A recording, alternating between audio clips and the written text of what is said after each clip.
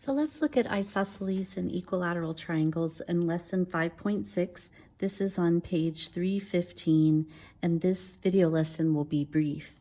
An equilateral triangle is a triangle with your lateral muscles are on your side. It's a triangle with equal sides. All three sides are equal. We'll look at an isosceles triangle just a little closer down here.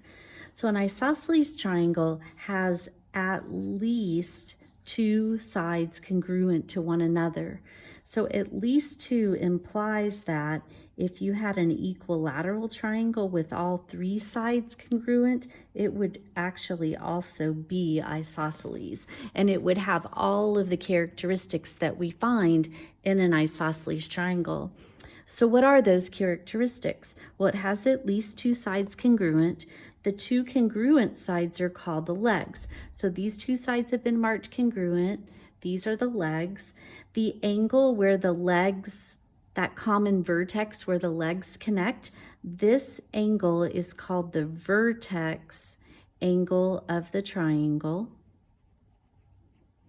And the side across from the vertex angle is called the base of the triangle. So an isosceles triangle has one base and two legs. The two angles that are along the base are called base angles, and they are always congruent to one another. So the base angles of the triangle are 2 and 3. That's the vertex angle. In an isosceles triangle, they're congruent.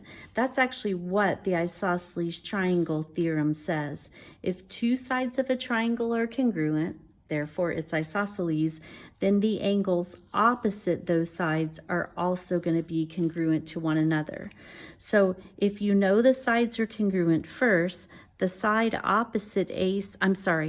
angle opposite side AC is angle 2. The angle opposite side BC is angle 1. Those will be congruent to each other. That makes this side the base, and that makes angle C the vertex angle of our triangle. Turns out the converse of this statement is also true. Instead of starting with two congruent sides, if you start with two congruent angles, then you know it is isosceles. If two angles are congruent, then the sides opposite those angles are congruent. So the side opposite angle F is side DE. The side opposite angle 1 is side FE. Those two sides are going to be congruent to each other, and that, of course, is going to make that an isosceles triangle by definition.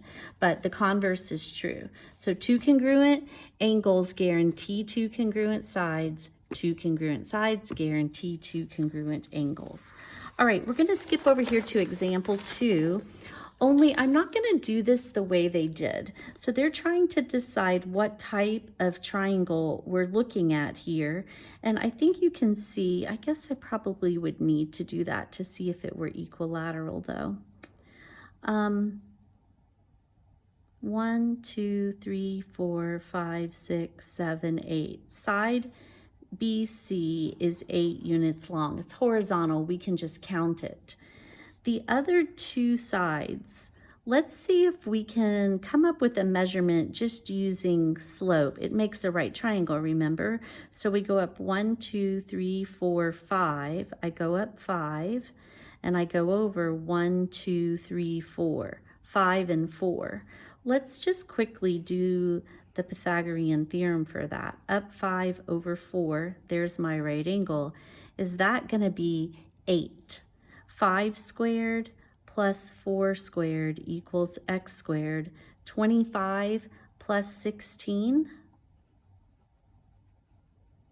So we're going to get that 41 is equal to x squared. Well, if I try to take the square root of that, that's definitely not 8. So it doesn't equal that side, but it does equal the square root of 41. And if you come over to the other side, if we do the same thing and we try and use slope, we go up 1, 2, 3, 4, 5, and over 4, 5 and 4. Well, we've really just made the same exact right triangle. It's just oriented like this, but that certainly is not going to change the measure of the hypotenuse that we get. So we get that x equals the square root of 41 is there as well. So this is going to be an isosceles triangle. It has two congruent sides. So to get the angle measures, since these two sides are congruent to one another and this angle is 70, if you subtract 70 from 180, that leaves us with 110. And if we divide that by 2, we're going to get 55 and 55 for both of these angle measures for B and C. All right, so let's look at this one where we've been asked to find the measure of angle XYZ, which is this angle, and angle YZX, which is this angle. Well, I know it's a right triangle, and if I move here, I can see that I have to go vertically, it's a move of 3. Horizontally, it's a move of 3. In the opposite direction, vertically, it's a move of 3. Horizontally, it's a move of 3. So we're looking at distance. So the distance doesn't change whether I go up or down. And since we have distances of 3 and 3 in both directions, then these legs are going to have to be congruent to one another. So in the right triangle, the angles across from those legs are the two acute angles.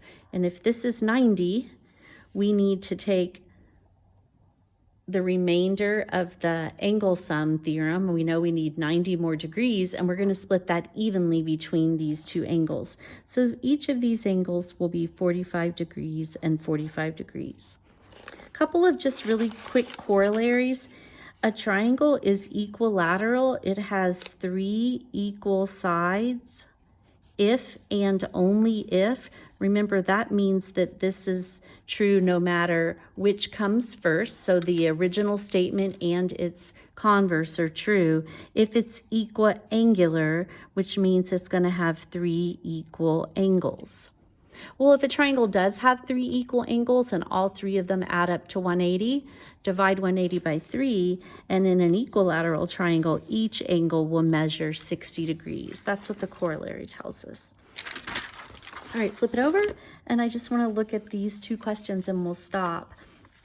So here we have a triangle. Notice that these sides are both 12.